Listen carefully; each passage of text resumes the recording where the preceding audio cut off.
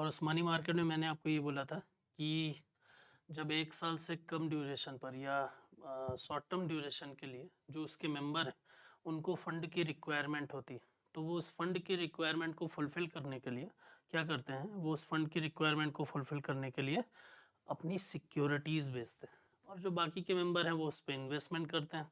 अब आरबीआई की security government security in the form of bill थी, है ना? उस पे इन्वेस्टमेंट करने का काम जो है वो बैंक और फाइनेंशियल इंस्टीट्यूशन कर रहे थे। तो इस तरीके की चीज़ें हमने डिस्कस की थी कि ट्रेजरी बिल क्या होता है, डेटेड सिक्योरिटी क्या होता है, इस सारी चीज़ों को हमने डिस्कस किया था। फाइनेंशियल मार्केट का जो दूसरा साइड था वो था कैपिटल मार्केट। और कैपिटल मार्केट क्या करता है,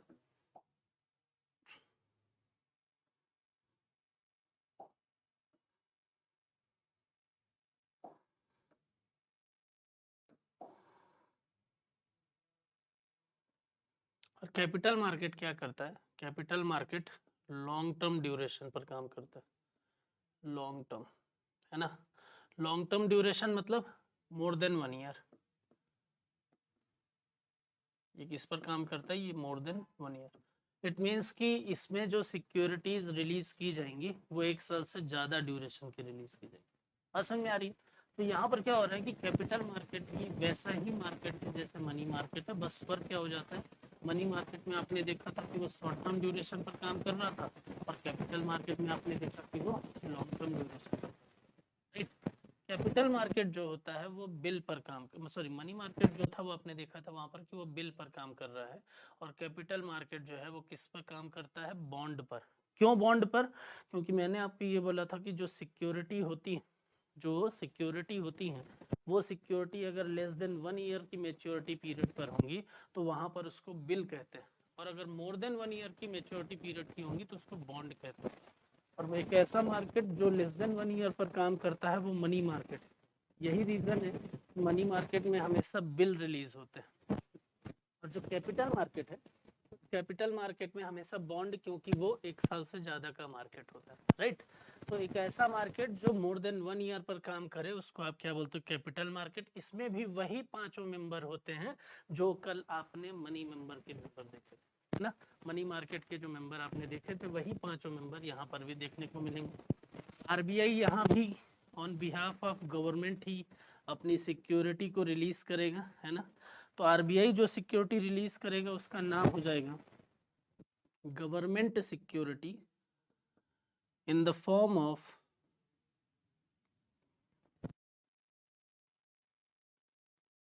बॉन्ड। तो वहां हम कहते थे government security in the form of bill, यहाँ पर हम क्या कर रहे हैं, government security in the form of bond. इस government security in the form of bond को जब रिलीज किया जाएगा तो रिलीज करने के भी 2 तरीके होंगे। तो बॉन्ड जो रिलीज होगा, है ना, उसको भी 2 तरीके से रिलीज किया जा सकता है। कैसे 2 तरीके से? एक, या तो उसको डिस्काउंट पर बेच दो, और दूसरा या तो उसको इंटरेस्ट पर बेच दो। तो यहाँ पर आपको इतनी बात समझ में आ जाएगी कि अगर डिस्काउंट पर बेच रहे थे तो वहाँ बोल रहे थे ट्रेजरी बिल, है ना, और यहाँ पर उसका नाम चेंज हो जाता है, यहाँ पर उसको बोलते हैं जीरो कूपन बॉन्ड। राइट? और इंटरेस्ट पर अगर बेची जाएगी तो वहाँ पर उसको क्या बोल दिया जाएगा, तो उसको बोल ही रहे थे same as it is dated security. बात समझ में आ रही है? तो यहाँ पर चीजें किस प्रकार से नजर आ रही है कि ये जीरो कूपन बॉन्ड है ना। जीरो कूपन बॉन्ड क्यों बोल रहे हैं, तो इकोनॉमिक्स में कूपन का मतलब क्या होता है, इंटरेस्ट होता है। डिस्काउंट पर बेच रहे हैं तो ये एक ऐसी सिक्योरिटी है जिस पर एक भी इंटरेस्ट नहीं मिलेगा, मिलेगा क्या, डिस्काउंट। तो यहाँ पर नाम क्या हो गया कि zero coupon bond, discounted security. Money market की ट्रेजरी बिल होगी और कैपिटल मार्केट की जीरो कूपन बॉन्ड। राइट? यहाँ पर इतनी चीजें। और इंटरेस्टेड जो होगा, जो इंटरेस्ट पर चीज़ें बेची जाएंगी वो क्या हो जाएगा, वो डेटेड सिक्योरिटी के फॉर्म में हो जाएगा। तो अब आपको यहाँ पर बता दें कि सेम मनी मार्केट के जैसा ही जो गवर्नमेंट सिक्योरिटी है जो बॉन्ड के फॉर्म में है, वो यहाँ पर जीरो कूपन बॉन्ड के फॉर्म में भी रिलीज हो सकती है और डेटेड सिक्योरिटी के भी फॉर्म में रिलीज हो सकती है। सेम समझ में आ रही है? यहाँ पर भी इन्वेस्टमेंट जो है वो कौन करेंगे, तो यहाँ पर भी कमर्शियल बैंक और फाइनेंशियल इंस्टीट्यूशन जो है वो इन्वेस्टमेंट करेंगे। बात समझ में आ रही है? कितने मैच्योरिटी, तो वो वही सेम मोर देन 1 ईयर की। यहाँ पर मनी मार्केट में जब देखोगे तो वो अप टू 1 ईयर की चीजें, अप टू 1 ईयर की मैच्योरिटी नजर आएगी। लेकिन जब कैपिटल मार्केट देखोगे तो वहां पर आपको चीजें किस प्रकार से नजर आएंगी, वहां पर आपको नजर आएगा कि वो मोर देन 1 ईयर की मैच्योरिटी पर है। क्यों? क्योंकि मार्केट ही ऐसा है जो 1 साल से ज्यादा के समय पर काम करता है। इतनी बात आपको समझ में आ गई। अब यहाँ पर मैं क्या बोल रहा हूँ कि ये जो रिजर्व बैंक ऑफ इंडिया है, ये जो आरबीआई है, आरबीआई क्या कर रही है, आरबीआई गवर्नमेंट सिक्योरिटी है ना, बॉन्ड के फॉर्म में, कैसे, जीरो कूपन बॉन्ड या डेटेड सिक्योरिटी, इतनी बात आपको क्लियर हो गई, राइट। अब देखिए कि जब मैं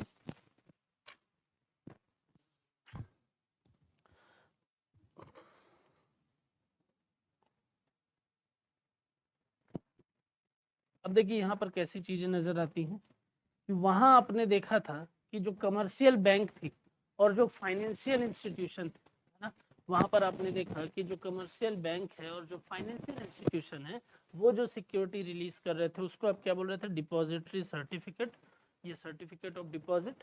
और यहाँ पर आप देख रहे हो कि जो इंडस्ट्री या कंपनी जो रिलीज कर रही थी वहां पर, उसको आप बोल रहे थे कमर्शियल पेपर, राइट। लेकिन जब यहाँ आप देखते हो कैपिटल मार्केट में, तो आरबीआई की सिक्योरिटी गवर्नमेंट सिक्योरिटी है लेकिन बॉन्ड के फॉर्म में। नेक्स्ट कमर्शियल बैंक की अगर बात करें या फाइनेंशियल इंस्टीट्यूशन की बात करें या फिर इंडस्ट्री की बात करें, इनमें से आप जिसकी भी बात करेंगे, इन तीनों के द्वारा रिलीज की गई सिक्योरिटी जो है वो क्या कहलाएगी, वो कहलाएगी डिबेंचर। इसको आप क्या बोलते हो, आप बोलते हो ऋण पत्र, है ना। आप क्या बोलते हो, आप बोलते हो डिबेंचर, या आप क्या बोलते हो, आप बोलते हो ऋण पत्र, ठीक है। और जो इंडिविजुअल इन्वेस्टर है वो यहाँ पर भी अपनी सिक्योरिटी को रिलीज नहीं करेगा। क्यों? क्योंकि यहाँ पर भी सिक्योरिटी की जब बात करते हैं तो सिक्योरिटी जो है वो किस पर देखने को मिलती है, तो वो भी गुडविल पर ही बेस्ड होती है, राइट। तो यहाँ पर इतनी चीजें। अब बात याद है कि सर ये डिबेंचर क्यों, तो डिबेंचर जो है वो याद रखिएगा कि सिक्योरिटी का टाइप है ना। अब डिबेंचर जो है वो सिक्योरिटी का टाइप है, लेकिन इसके फीचर्स नॉर्मल डिबेंचर के कंपेयर में क्या होते हैं, थोड़े अलग होते हैं, इसलिए इसको नाम अलग कर दिया। 3 फॉर्म में आपको मेनली ये देखने को मिलेंगे। कैसे कैसे 3 फॉर्म में, तो पहला फॉर्म है इसका non convertible,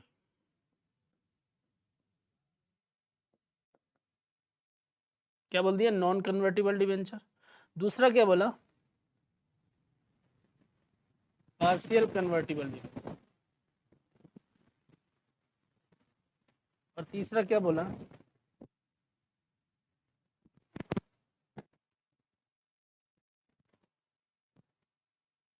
full convertible debenture. अब कन्वर्ट किस में होगा, तो कन्वर्जन जो देखने को मिलेगा वो देखने को मिलेगा किस में, शेयर में। तो एक चीज याद रखिए कि शेयर जो होगा वो किसी कंपनी का एसेट, और डिबेंचर जो है वो किसी कंपनी की लाइबिलिटी के फॉर्म में देखने को मिलेगा। अब यहाँ पर चीजें किस प्रकार से कि कोई एक कंपनी है, चाहे वो बैंक हो, बैंक ने क्या किया, बैंक ने अपनी एक सिक्योरिटी रिलीज की और उस सिक्योरिटी पर उसने पूरा लिखा कि ये इसकी फेस वैल्यू इतनी है, इसका मैच्योरिटी टाइम जो है वो इतना है, और इतने मैच्योरिटी टाइम के बाद में हम इतने रुपए जो है वो रिटर्न करेंगे, राइट। और पूरे के पूरे मैच्योरिटी टाइम तक उस पर ये चीज़ मेंशन की गई कि पूरा का पूरा मैच्योरिटी टाइम ये डिबेंचर के ही फॉर्म में देखने को मिलेगा।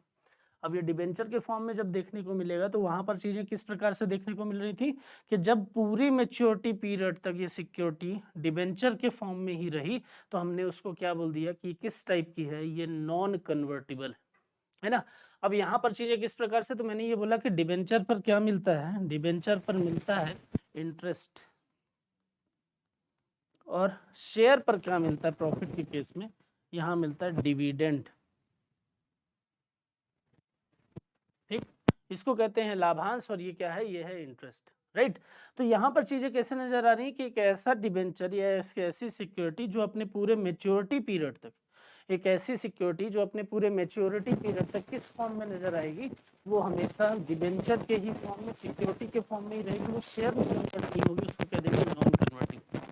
सेकंड आता है पार्शियल कन्वर्टिबल। पार्शियल का मतलब होता है कि जब एक हिस्सा आपका चेंज हो जाए किसी भी चीज पर, तो यहाँ पर कैसे बोले, तो पार्शियल इसलिए बोला जाता है क्योंकि जब ये रिलीज होता है ना, तो रिलीज होने के बाद में चीजें किस प्रकार से नजर आती हैं कि जब ये रिलीज हुआ तो रिलीज होने के बाद में व्यवस्थाएं इस प्रकार से बनी कि वहां पर चीजें इस प्रकार से नजर आई कि जब इसको रिलीज किया तो इसके बाद बताया गया कि अगर ये 3 साल का है तो इसके 1 साल के बाद इसका इतना हिस्सा जो है वो किस में परिवर्तित हो जाएगा, किस में चेंज हो जाएगा, शेयर में चेंज हो जाएगा। जब शेयर में चेंज हो जाएगा तो चीजें किस प्रकार से नजर आएंगी, शेयर में अगर चेंज हुआ तो वहां पर चीजें ऐसी देखने को मिलेंगी कि यहाँ पर प्रॉफिट होने के केस में उसको मिलने लगेगा डिविडेंड, और जितना हिस्सा डिबेंचर के फॉर्म में था उस पर मिलता रहेगा उसको इंटरेस्ट। बात समझ में आ रही है? तो यहाँ तक चीजें जो है वो इस प्रकार से नजर आ रही है। और तीसरा जो है वो है फुल कन्वर्टिबल। फुल कन्वर्टिबल का मतलब पूरे तरीके से परिवर्तित हो जाना, ठीक है। तो यहाँ पर चीजें कैसे कि जैसे मान लीजिए कि एक डिबेंचर है, डिबेंचर की फेस वैल्यू जो है वो 1 लाख रुपए की है और उसका जो मेच्योरिटी पीरियड है वो 3 साल का है। तो यहाँ ये बोला गया कि 1 साल के बाद ये पूरा का पूरा 1 लाख रुपए जो है वो किस में परिवर्तित हो जाएगा, ये परिवर्तित हो जाएगा आपके किस में, शेयर्स में। तो पूरा अमाउंट जो है वो कन्वर्ट हो गया किस में, शेयर्स में। और जब प्रॉफिट हुआ तो क्या मिला, डिविडेंड। लॉस हुआ तो डिविडेंड नहीं मिला। क्यों? क्योंकि डिविडेंड होता ही है पार्ट ऑफ प्रॉफिट। तो जब प्रॉफिट होगा तब तो उसका पार्ट मिलेगा। तो जब पूरा अमाउंट चेंज हो गया तब क्या बोल दिया, तब बोल दिया फुल कन्वर्टिबल डिबेंचर, है ना। तब उसको क्या बोल दिया, उसको बोला फुली कन्वर्टिबल डिबेंचर, राइट। तो यहाँ पर ये 3 प्रकार की चीजें देखने को मिलेंगी, ठीक है।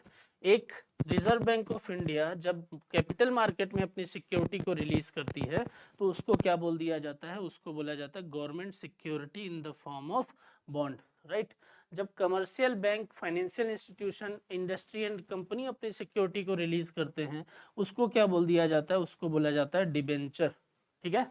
और ये जो डिबेंचर होता है ये 3 फॉर्म में देखने को मिलता है, नॉन कन्वर्टिबल, पार्शियल कन्वर्टिबल या हाफ कन्वर्टिबल या फिर फुली कन्वर्टिबल डिबेंचर, है ना। तो इतनी चीजें जो है वो देखने को मिलती हैं। और ये किस में कन्वर्टिबल होता है, ये होता है शेयर में। शेयर जो है वो कंपनी का एसेट, डिबेंचर जो है वो कंपनी की लाइबिलिटी। इसको रिलीज करके वो अपने कंपनी के लिए लोन लेती और इसको रिलीज करके वो अपनी ऑनरशिप को खोती, अपनी संपत्ति को खोती। बात समझ में आ रही? तो इस प्रकार की चीजें देखने को मिलती हैं। तो यहाँ आपको इतनी बात समझ में आ गई। अब क्या देखने को मिलता है कि जैसे मान लीजिए कि आरबीआई ने क्या रिलीज किया, आरबीआई ने रिलीज किया government security in the form of bond, है ना, कैपिटल मार्केट है। तो इस government security in the form of bond में कौन इन्वेस्टमेंट करेगा, तो इन्वेस्टमेंट कौन करेगा, तो करेगा कमर्शियल बैंक, ये मैंने आपको मनी मार्केट में भी बताया है। और कौन करेगा, तो और करेगा फाइनेंशियल इंस्टीट्यूशन, राइट। तो यहाँ पर चीजें जो है वो किस तरीके से नजर आएंगी, या तो फाइनेंशियल इंस्टीट्यूशन करेंगे या फिर कमर्शियल बैंक करेंगे। किस प्रकार की सिक्योरिटी में रिलीज कर सकते हैं, तो मैंने आपको ये बोला कि डिस्काउंट पर भी बेच दो, और क्या बोल देंगे डिस्काउंट पर, 0 कूपन बॉन्ड, राइट। और दूसरा अगर मैं बात करूं तो क्या कर दो, दूसरा अगर मैं बोलूं तो बोल दो इंटरेस्ट पर, है ना, इंटरेस्ट पर भी बेच दो। तो इसको आप क्या बोल दोगे, इसको आप बोल दोगे डेटेड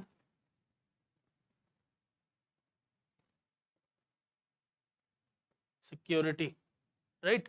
तो इतनी चीजें आपको नजर आ जाएंगी। तो यहाँ पर क्या यहाँ पर कैसी चीजें देखने को मिली कि आरबीआई जो अपना बॉन्ड रिलीज कर रहा है वो क्या है, डिस्काउंटेड बॉन्ड जो है वो 0 कूपन बॉन्ड है, और इंटरेस्ट पर जो है उसको बोल रहे हैं डेटेड सिक्योरिटी, राइट। अब ये जो डेटेड सिक्योरिटी है या जो 0 कूपन बॉन्ड देखने को मिल रहा है, इस पर इन्वेस्टमेंट कौन करेगा, तो मैंने आपको बता ही दिया है, कमर्शियल बैंक और फाइनेंशियल इंस्टीट्यूशन। इतनी बात आपको क्लियर हो गई। अब बात करते हैं नेक्स्ट। तो कमर्शियल बैंक, फाइनेंशियल इंस्टीट्यूशन और इंडस्ट्री जो सिक्योरिटी रिलीज करते हैं उसको क्या बोल देते हैं, तो उसको मैंने आपको बताया है कि वो कहलाता है ऋण पत्र, उसको आप कहते हैं ऋण पत्र, है ना। वहां पर डिबेंचर जो है वो, इस पे इन्वेस्टमेंट कौन करेगा, commercial bank, industry, financial institution और इंडिविजुअल इन्वेस्टर, राइट। तो यहाँ पर चीजें जो हैं वो किस तरीके से नजर आती है, तो यहाँ पर आपको इतनी बात समझ में आ गई है कि अगर डिबेंचर रिलीज होगा तो वो 3 तरीके से रिलीज हो सकता है। कौन कौन से 3 तरीके से, एक कन्वर्टिबल, दूसरा पार्शियल कन्वर्टिबल और तीसरा नॉन कन्वर्टिबल, है ना। इन 3 फॉर्म में चीजें जो है वो देखने को मिल सकती। इसका जब अगले पार्ट की मैं बात करूंगा तो यहाँ पर एक चीज और आप समझ लीजिए कि जब सिक्योरिटी बेची जाएगी, है ना, जब सिक्योरिटी जो है वो सेल की जाएगी, तो सिक्योरिटी को सेल करने पर कंपनी की जो लायबिलिटी होगी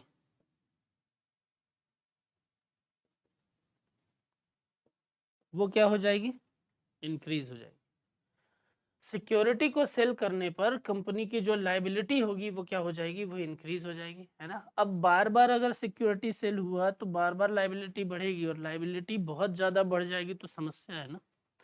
तो मतलब जो कंपनीज होती हैं वो क्या करती है, वो अपनी लायबिलिटी को एक लिमिट तक ही इंक्रीज करती है, लेकिन उसके बाद भी उनको फंड की रिक्वायरमेंट है, तब वो क्या करेंगी, तब वो क्या करती है, तब वो अपने शेयर को बेचती, तब वो अपने हिस्सेदारी बेचती। बात समझ में आ रही है। और शेयर्स की ट्रेडिंग जिस मार्केट में होती है उस मार्केट को हम कहते हैं शेयर मार्केट। बात समझ में आ रही है। तो यहाँ पर अगर आप देखिए तो आपको एक बात इतनी समझ में आ जाएगी कि कंपनीज जो है, कंपनी में आपका बैंक भी आ जाएगा, कंपनी में आपका फाइनेंशियल इंस्टीट्यूशन भी आ जाएगा, कंपनी में आपकी इंडस्ट्री भी आ जाएगी। तो यहाँ पर चीजें जो है वो किस प्रकार से नजर आएंगी कि जो कंपनीज हैं वो कंपनी अपनी जो सिक्योरिटी रिलीज कर रही हैं उन सिक्योरिटीज में, है ना, चीजें किस प्रकार से हैं कि जितनी ज्यादा सिक्योरिटी रिलीज की एक पर्टिकुलर टाइम ड्यूरेशन के बाद उतना उसको रिटर्न करना पड़ेगा। जितना ज्यादा रिलीज करके मार्केट से पैसा उठाएंगे उतना पैसा इंटरेस्ट के साथ में आपको चुकाना पड़ेगा।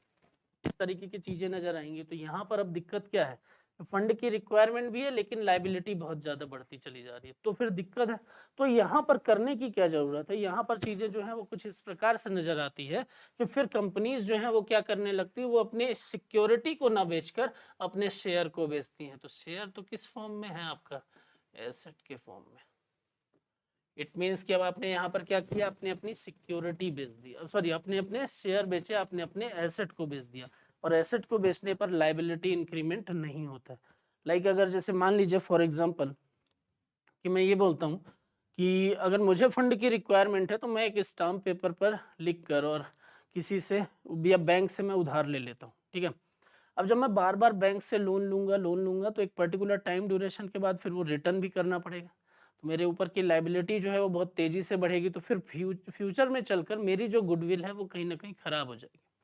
तो अब मुझे फंड की रिक्वायरमेंट है, तो फिर अभी क्या कर रहा हूँ मैं ये सोचता हूँ कि यार चलो फंड की रिक्वायरमेंट है, लेकिन उसके लिए हम ये नहीं कर सकते हैं कि हम अपने कंपनी की लायबिलिटी को बढ़ाएं, एक लिमिट से ज़्यादा उस लायबिलिटी को इंक्रीज करें। तो फिर मैं क्या करता हूँ, मैं अपने इस एसेट को इंक्रीज करता हूँ, मैं अपने इस एसेट को सेल करता हूँ। जब इस एसेट को सेल किया जाएगा तो ये एसेट के बदले मुझे क्या मिल जाएगा, पैसा। और ये एसेट जो है, ये बॉटल जो है वो मैंने बेच दी। तो यहाँ पर क्या हो रहा है कि आपके फंड की रिक्वायरमेंट तो फुलफिल हो रही है लेकिन आपका एसेट डिक्रीमेंट हो रहा है, लायबिलिटी नहीं बढ़ रही है। बात समझ में आ रही है।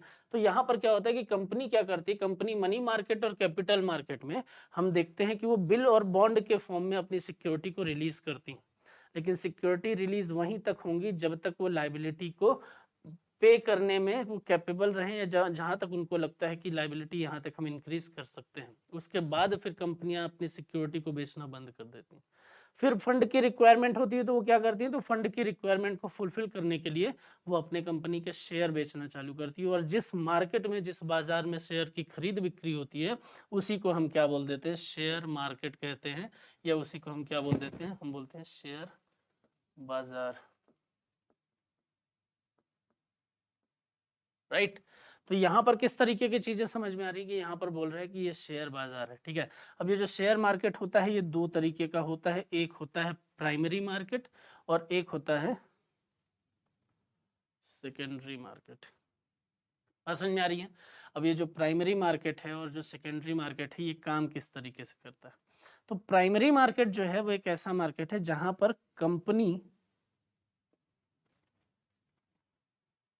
अपने कंपनी के शेयर को बेचने की नोटिफिकेशन निकालती है और इन्वेस्टर जो है वो उस पर इन्वेस्टमेंट करता है। जैसे कि यहाँ पर मैंने आपको बताया कि कंपनी बता रही है कि भाई यहाँ पर हम अपने कंपनी के शेयर बेचेंगे, कब बेचेंगे, तो उसने बताई पूरी डिटेल कि ये डिटेल है, और इन्वेस्टर इन्वेस्टमेंट करेगा। तो यहाँ आप देखते हो कि जो एरो का मतलब डायरेक्शन है वो एक ही डायरेक्शन में,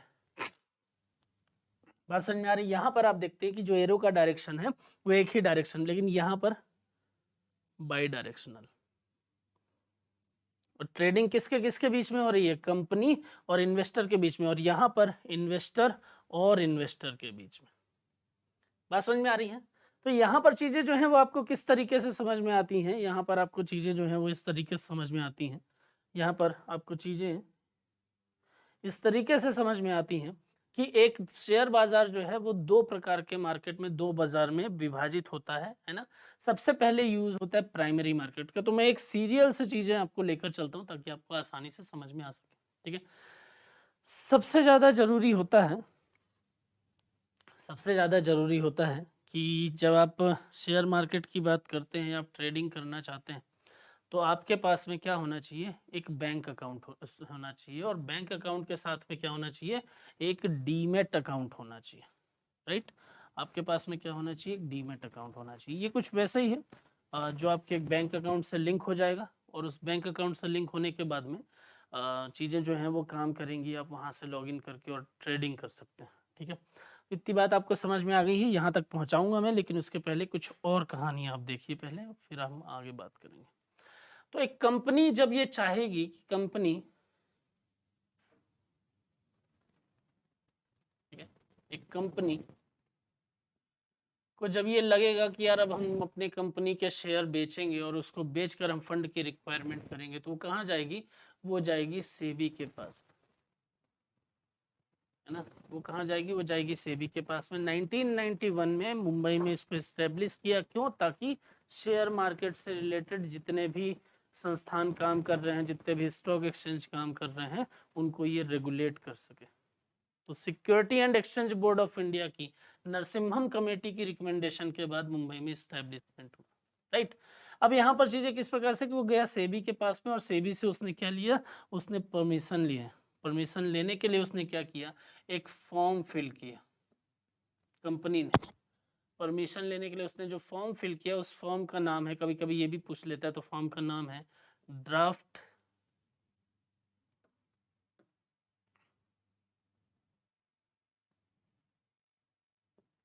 रेड हेरिंग प्रोस्पेक्टस, ठीक है।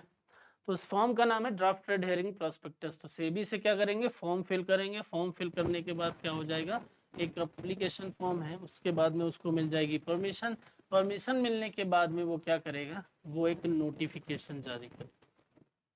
कंपनी ये डायरेक्ट भी कर सकती है, या फिर किसी मर्चेंट बैंकिंग कंपनी से भी ये चीजें करा सकती है। Merchant banking company in the sense की, जैसे मान लो कोई मीडिएटर है जो आपके इस काम को अंजाम दे, है ना, जैसे आईसीआईसीआई प्रूडेंशियल जैसी कंपनी। तो ये क्या करेगी? कंपनी उस मर्चेंट बैंकिंग कंपनी के फॉर्म में चीजों को रेगुलेट करेगी। तो अब यहाँ पर निकलेगा कंपनी के नाम से नोटिफिकेशन। अब यहाँ पर क्या निकलेगा? कंपनी के नाम से नोटिफिकेशन। अब ये जो नोटिफिकेशन निकला, यहाँ पर चीजें किस प्रकार से नजर आएंगी? तो ये जो नोटिफिकेशन निकला, इस नोटिफिकेशन में ये बताया गया कि हम जनवरी 1, 2023 से जनवरी 10, 2023 तक हम क्या करेंगे? हम ये शेयर्स को बेचेंगे। और आप इसके बीच में अगर चाहोगे तो आप क्या कर सकते हो? आप इस पे इन्वेस्टमेंट कर सकते हो। आप अगर चाहो तो आप इस डेट के बीच में आप इन्वेस्टमेंट कर सकते हो, अगर आपको लगता है तो यहाँ पर जो भी इंटरेस्टेड इन्वेस्टर होगा वो क्या करेगा? वो इस पे इन्वेस्टमेंट करेगा। लेकिन इन्वेस्टमेंट करेगा कैसे? तो जब तक प्राइमरी मार्केट में है ना, तो चीजें थोड़ी सी आपको अलग, आपका सेकेंडरी मार्केट का नॉलेज हो सकता है, प्राइमरी मार्केट में चीजें जो है वो किस प्रकार से। तो यहाँ पर क्या हुआ? अब कंपनी ने बता दिया कि भाई ये डेट है, इस डेट के बीच में हम क्या करेंगे? अपने शेयर्स को रिलीज करेंगे, ठीक है। अब यहाँ पर चीजें किस तरीके से नजर आती हैं कि जो भी इंटरेस्टेड इन्वेस्टर है वो क्या कर रहा है? इंटरेस्टेड इन्वेस्टर जो है वो कंपनी के अकाउंट में अपने डीमैट अकाउंट से फंड ट्रांसफर कर रहा है, और कंपनी उस डीमैट अकाउंट पर शेयर ट्रांसफर कर रही है। बात समझ में आ रही है? तो जैसे ही आपने उस कंपनी की चीजों को खरीदा, तो वहां पर उसने क्या कर दिया? आपके डीमैट अकाउंट पर चीजें शो होने लगी। अब डीमैट अकाउंट पर चीजें शो होंगी, अब आपको लगता है कि हम इसको बेच दें, तो वापस आप कंपनी को ये चीजें नहीं बेच सकते, तो फिर क्या होगा, तो कंपनी इस नोटिफिकेशन में ये भी बताती है कि वो किस डेट को अपने आप को क्या करेगी, रजिस्टर करेगी, कहाँ, स्टॉक एक्सचेंज में। तो वो एक डेट बताएगी जिस डेट को वो क्या करेगी, अपने आप को रजिस्टर करेगी। कहाँ रजिस्टर करेगी, तो वो रजिस्टर करेगी स्टॉक एक्सचेंज, राइट। अब स्टॉक एक्सचेंज में रजिस्टर करेंगे तो जिस दिन से वो स्टॉक एक्सचेंज में रजिस्ट्रेशन हुआ, लिस्ट हुआ, उसी दिन से उस कंपनी ने प्राइमरी मार्केट में जितने शेयर बेचे हैं उन शेयर्स को खरीदा और बेचा जाने लगेगा। कहाँ पर, जिस स्टॉक एक्सचेंज में उस कंपनी ने खुद को रजिस्टर किया, लिस्ट किया। तो यहाँ पर क्या हुआ, जिस दिन से ये चीजें हुई ना, जिस दिन ये चीजें हुई, इसी को हम नाम दे देते हैं लिस्टिंग ऑफ कंपनी। में भी आपने सुना हो ये नाम, ठीक है। हमने क्या बोल दिया, हमने बोला लिस्टिंग ऑफ कंपनी। ये जो लिस्टिंग ऑफ कंपनी है वो यही है कि कंपनी नोटिफिकेशन के बाद एक दिन बताएगी और उस दिन वो अपने आप को रजिस्टर करेगी। कहाँ पर रजिस्टर करेगी, अपने आप को रजिस्टर करेगी शेयर मार्केट। बात समझ में आ रही है। तो यहाँ तक चीजें जो है वो आपको क्लियर हो गई होंगी। तो प्राइमरी मार्केट पर सेबी की परमिशन लेने के लिए drafted herring prospectus, merchant banking के द्वारा नोटिफिकेशन और एग्जीक्यूशन कराना, एक डेट बताना, उस डेट पर आप चीज़ों को खरीद सकते हो, लेकिन फिर ये भी बताना किस डेट को अपने आप को स्टॉक एक्सचेंज में रजिस्टर करेगी। जिस दिन स्टॉक एक्सचेंज में रजिस्टर की उसी दिन जिस इन्वेस्टर ने उस कंपनी के शेयर को खरीदा है वो इन्वेस्टर क्या कर सकता है, वो अपनी कंपनी के शेयर, उस कंपनी के खरीदे हुए शेयर को यहाँ पर बेच सकता है। और जो दूसरे इन्वेस्टर हैं जिन्होंने वहां नहीं खरीदा, वो अगर चाहे तो यहाँ पर अपनी कंपनी के शेयर को बेच सकते हैं, राइट। तो इतनी चीजें जो है वो आपने देख ली। अब कंपनी क्या कर रही है, कंपनी जब प्राइमरी मार्केट में अपने कंपनी के शेयर बेचती है तो वो तीन तरीके से बेचती है। एक नाम आपने सुना होगा आईपीओ, इनिशियल पब्लिक ऑफर या आईपीओ। तो आईपीओ का मतलब होता है कि जब कंपनी पहली बार, आईपीओ का मतलब होता है कि जब कोई भी कंपनी लाइफ में पहली बार अपने कंपनी के शेयर बेचती है, जब कोई भी कंपनी लाइफ में पहली बार अपने कंपनी के शेयर बेचती है तो वहां पर उसको बोल दिया जाता है आईपीओ, वहां पर उसको बोल दिया जाता है इनिशियल पब्लिक ऑफर, राइट। तो यहाँ पर आप याद रखेंगे कि आईपीओ का मतलब क्या है, आईपीओ का मतलब है इनिशियली जो शेयर सेल किए गए। आईपीओ का मतलब है जो फर्स्ट टाइम शेयर जो है वो सेल किए गए, उतने ही नंबर ऑफ शेयर उस कंपनी के लाइफ टाइम के आईपीओ हो जाएंगे। बात समझ में आ रही है, उतने ही नंबर ऑफ शेयर उस कंपनी के लाइफ टाइम के आईपीओ हो जाएंगे। क्लियर। तो यहाँ तक चीजें जो है वो आपको समझ में आ गई होंगी। नेक्स्ट अगर मैं बात करूँ तो एफपीओ, तो आईपीओ को बेचने के बाद कुछ टाइम के बाद अगर कंपनी को ये लगता है कि यार हम अपने कंपनी के शेयर और भी बेच दें, है ना, या और भी अपने कंपनी के शेयर बेचना चाहती है, तो वहां पर किस प्रकार की चीजें देखने को मिलेंगी, तो वहां पर आ जाता है FPO, follow on public offer. तो इसको क्या बोल देते हैं, इसको बोलते हैं फॉलो ऑन पब्लिक ऑफर। और फिर एक और कॉन्सेप्ट आया जिसको बोला राइट इशू। एफपीओ और राइट इशू में सिर्फ एक ही डिफरेंस है कि एफपीओ और राइट इशू दोनों आईपीओ से सस्ते होते हैं, ये सिमिलरिटी है, लेकिन डिफरेंस ये है कि एफपीओ कोई भी खरीद सकता है, लेकिन राइट इशू सिर्फ वही लोग खरीद सकते हैं जो पहले से आईपीओ होल्डर होंगे, है ना। तो जिनके पास भी आईपीओ के द्वारा बेचे गए शेयर होंगे सिर्फ वही लोग क्या कर सकते हैं, इस कंपनी के शेयर्स को खरीद सकते हैं, इस कंपनी के जो राइट इशू वाले शेयर है उनको परचेस कर सकते हैं, उसमें इन्वेस्टमेंट कर सकते हैं। अब हो गई है लिस्टिंग ऑफ कंपनी, इतनी चीजें आपको समझ में आ गई हैं। आईपीओ जो है, आईपीओ प्राइमरी मार्केट में यूज होगा, है ना, और आईपीओ के रिलीज होने के बाद लिस्टिंग ऑफ कंपनी के बाद में then FPO and right issue release होंगे, राइट। तो यहाँ इस प्रकार की चीजें देखने को मिलेंगी। तो अब क्या हो गया है, अब लिस्टिंग ऑफ कंपनी हो गई है। अब ट्रेडिंग कहाँ होगी, तो ट्रेडिंग होगी अब शेयर मार्केट के सेकेंडरी पार्ट पर, जिसको आप किस नाम से जानते हैं, सेकेंडरी मार्केट। अब जिसने पहले अपनी कंपनी के शेयर, जिसने पहले किसी कंपनी के शेयर खरीदे थे और वो चाहता है उस कंपनी के शेयर बेचना, तो वो क्या करेगा, वो इसी मार्केट पर चीजों को बेच देगा। और जो दूसरा खरीदना भी चाहेगा वो इसी मार्केट पर खरीद लेगा। तो यहाँ पर अब इन्वेस्टर और इन्वेस्टर के बीच की डील चालू हो जाती है। अब इन्वेस्टर में इंडिविजुअल भी हो जाएगा और इन्वेस्टर में आपका और कौन हो जाएगा, इंस्टीट्यूशन भी हो जाएंगे। तो यहाँ पर इन्वेस्टर इसीलिए मैंने लिखा है कि सिर्फ इंडिविजुअल इन्वेस्टर नहीं, इन्वेस्टर का मतलब इंस्टीट्यूशनल इन्वेस्टर और साथ ही साथ आपका इंडिविजुअल इन्वेस्टर भी, राइट। तो यहाँ पर इतनी चीजें जो है वो आपको क्लियर हो गई होंगी। अब बात आती है कि ये बीच में सर ये स्टॉक एक्सचेंज क्या होता है, ठीक है। तो जब मैं स्टॉक एक्सचेंज की बात करता हूं तो आपको इतनी बात समझ में आ जाती है कि स्टॉक एक्सचेंज क्या होता है। तो स्टॉक एक्सचेंज जो है वो एक प्लेटफॉर्म है ना। कैसा प्लेटफॉर्म है, तो आप ऐसा समझिए कि जिस कंपनी को अपने कंपनी के शेयर बेचने होते हैं वो अपने कंपनी को वहां पर रजिस्टर करते हैं, ठीक है, और उस रजिस्टर के बाद में जिस जिस कंपनी के कंपनी वहां पर रजिस्टर्ड है उस कंपनी के शेयर्स को वहां से खरीदा और बेचा जा सकता है। इसको आप ऐसे समझ सकते हैं कि जैसे मान लीजिए कि आपने क्या किया, आपने जोमेटो से फूड ऑर्डर किया, है ना, या आप जोमेटो से फूड ऑर्डर करना चाहते हैं। तो जब आप जोमेटो से फूड ऑर्डर करना चाहते हैं तो वहां पर किस प्रकार की चीजें नजर आती हैं कि जब आप यहाँ पर लॉग इन करते हो ना, तो आप ये देखते हो कि आप उन्हीं कंपनियों के फूड को ऑर्डर कर सकते हो जिनकी लिस्ट इस जोमेटो के प्लेटफॉर्म पर आपको दिख रही। आप उन कंपनियों के या उन होटल, उन रेस्टोरेंट के फूड ऑर्डर नहीं कर सकते जो यहाँ पर देखने को मिल रहा है ना। तो इसी तरीके से जब आप स्टॉक एक्सचेंज की बात करते हो तो स्टॉक एक्सचेंज में भी कुछ ऐसी ही चीजें देखने को मिलती हैं।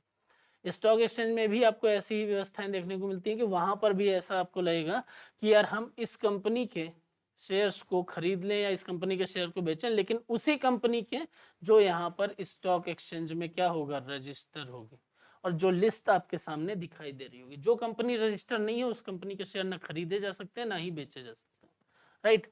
तो इस प्रकार की चीजें, तो ये क्या है, ये एक प्लेटफॉर्म है। कैसा प्लेटफॉर्म है? जो कंपनियों को कंपनी के शेयर बेचने और इन्वेस्टर को उनके शेयर खरीदने और बेचने के लिए फैसिलिटीज प्रोवाइड करता है।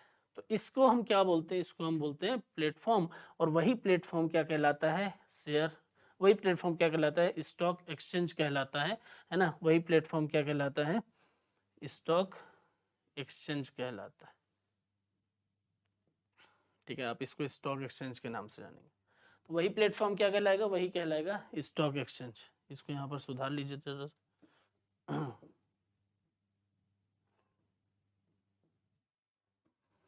ठीक है, तो वही प्लेटफॉर्म क्या कहला रहा है? वही कहला रहा है आपका स्टॉक एक्सचेंज, राइट।